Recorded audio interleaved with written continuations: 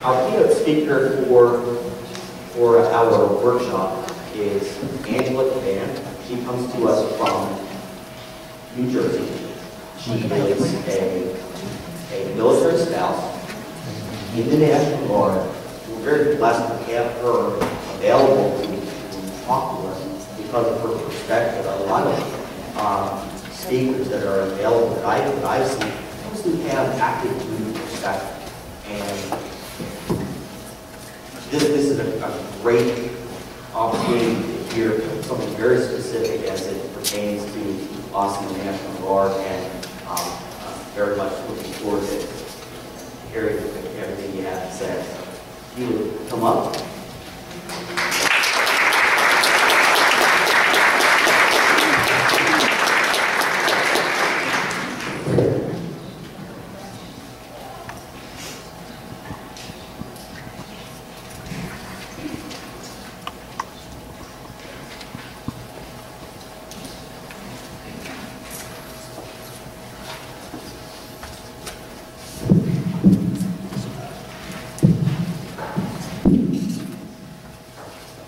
Good morning, everyone. First, I would like to thank you all very much for the honor of presenting here at the Pennsylvania National Guard State Volunteer Workshop. I promise I won't make this too long. I know you guys are all very excited to get started. It wasn't too long ago that my husband was serving in the Pennsylvania National Guard. He was serving out of Allentown, Pennsylvania for 4 years before transferring to the New Jersey National Guard. You know, I hold the Pennsylvania National Guard very near and dear to my heart because that's where it started for myself, being able to work with military spouses and providing resources for families. As volunteers, I value very much what you all do for spouses like myself. There was a time when I was very alone. I was scared. I had absolutely no information, and I was completely out of the loop in regards to my husband's deployment. I was in for definitely one of the wildest rides of my life. Army life was about to change me in more than one way, more than I had ever expected it to. That moment, I felt that I had no information. I really didn't know what to expect when my husband was deploying. For him, it was very simple. It was just a second tour. But for me, it was my first. I had absolutely no idea what to expect. He was activated to serve in Operation Iraqi Freedom in 2008. And it would be a gruesome and a very long 15-month deployment. I had a 2-year-old at the time. And prior to his activation, I was used to just the drilling, weekend drilling, his ET, 2 weeks out of the year, and the occasional ADSW, which you're familiar with. I thought it was a pretty sweet deal compared to a lot of my military friends whose husbands were deploying left and right. I felt blessed to have him home and with my family. I wasn't ready for the active duty side of Army life. It wasn't what I had signed up for when we were married. Now, upon receiving the news of his activation, I was in a state of panic. I only had 2 months to prepare. And like I said, I had absolutely no friends within the community. We lived about over an hour away from the nearest post. I bought every military spouse book that I can possibly find in order of finding information and resources. I felt like it was my only option to myself. I didn't know that there was an entire community out there going through the exact same thing that I was going through. And I wanted to be more active and be able to engage in the community. As many of you are familiar with, sometimes for the National Guard family, not only are you an hour away from your nearest installation, but also the unit in which your service member is working out of. I had absolutely no friends nearby, as I had stated. Everybody was a Facebook friend. And I was a full-time working mom, a 2-year-old boy. I wanted to stay in communication, but the only thing that worked for me at the time was email and working closely with my husband's FRSA.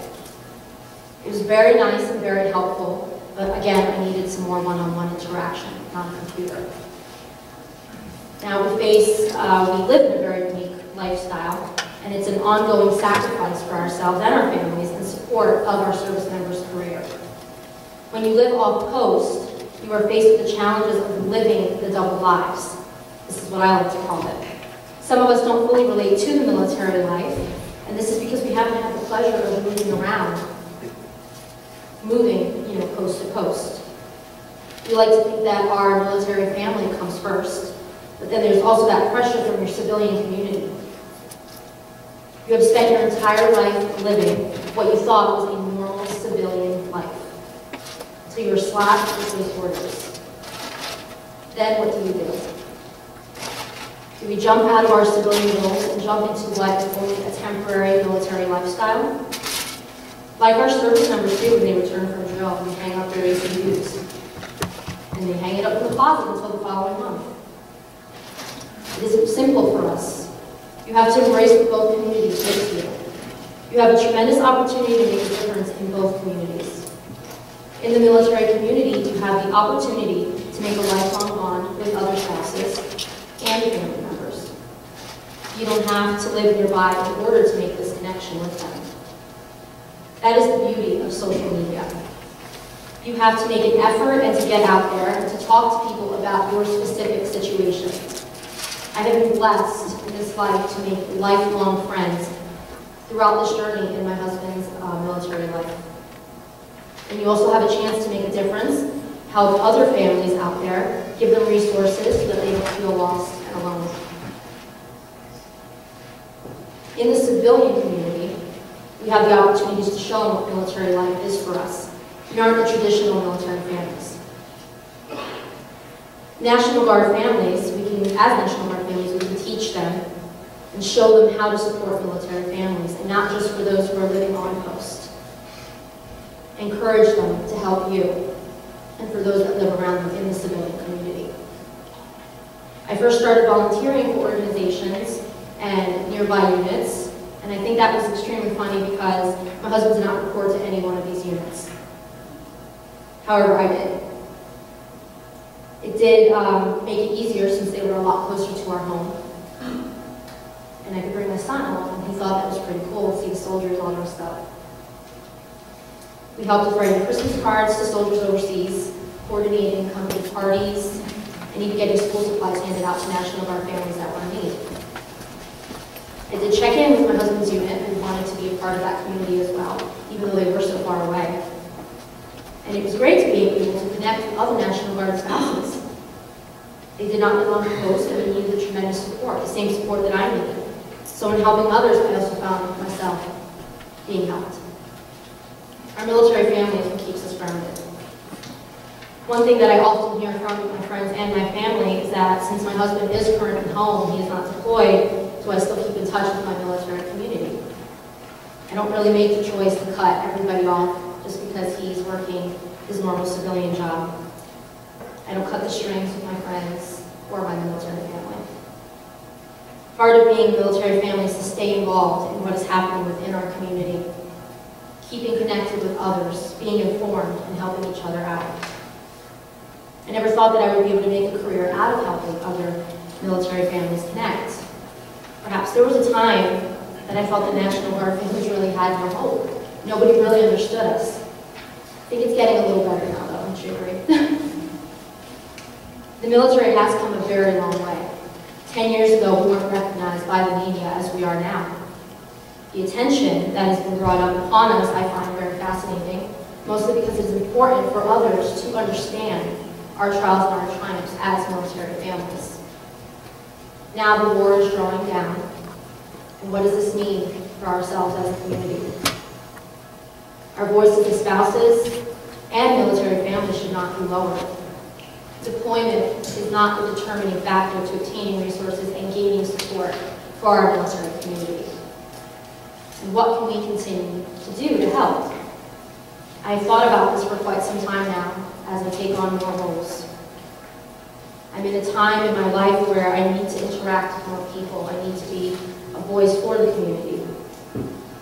I recently did wrap up a project for Lifetime Television that documents lives, personal stories of our military spouses, our families, moms, and veterans.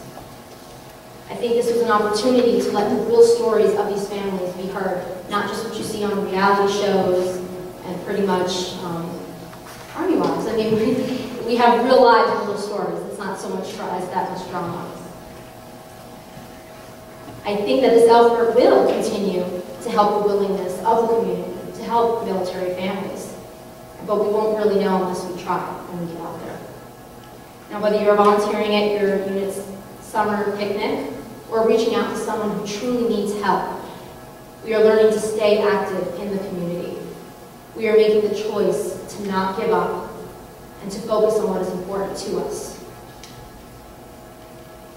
From the bottom of my heart, I want to thank you all for caring for our military families, for so selfishly registering your willingness to provide volunteer services as an act of kindness. What you do every day makes a difference in the lives of our National Guard families, and it made a big difference in my life. Thank you.